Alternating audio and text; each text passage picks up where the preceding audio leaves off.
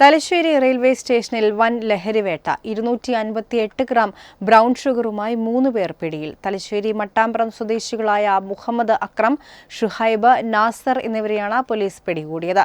നാസർ തലശ്ശേരിയിൽ ലഹരി വിരുദ്ധ പ്രവർത്തനങ്ങളിൽ സജീവമാണ്. നാസറും ഷുഹൈബും CPM പ്രവർത്തകരാണ്. അക്രം പാർട്ടി അനുഭാവിയും. ലഹരി വിരുദ്ധ പ്രവർത്തനം മറയാക്കിയാണ് ഈ സംഘം ലഹരി വിൽപ്പനയ്ക്കിറങ്ങിയത്.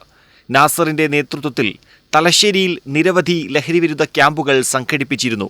സാമൂഹ്യ പ്രവർത്തനങ്ങളിലും നാസർ സജീവം. ചില്ലറ വിൽപ്പനക്കായി മുംബൈയിൽ നിന്നാണ് 1/4 കിലോ ബ്രൗൺ ഷുഗർ എത്തിച്ചത്. തലശ്ശേരി വടകര ഭാഗങ്ങളിൽ വിൽപ്പന നടത്തുകയായിരുന്നു ലക്ഷ്യം. ഗ്രാമിന് 5000 രൂപ നിരക്കും തീരുമാനിച്ചാണ് ലഹരി വാങ്ങാൻ മൂവരും മുംബൈക്ക് പുറപ്പെട്ടത്. എന്നാൽ തലശ്ശേരി പോലീസിന് ലഭിച്ച രഹസ്യ വിവരം ലഹരി സംഘത്തെ പൂട്ടി. പ്രതികൾ റെയിൽവേ സ്റ്റേഷനിൽ ഇറങ്ങിയപ്പോൾ തന്നെ പോലീസ് പിടികൂടി. പരിശോധനയിൽ ഷൂസിനടിയിൽ ഒളിപ്പിച്ച നിലയിൽ ബ്രൗൺ ഷുഗർ കണ്ടെത്തി.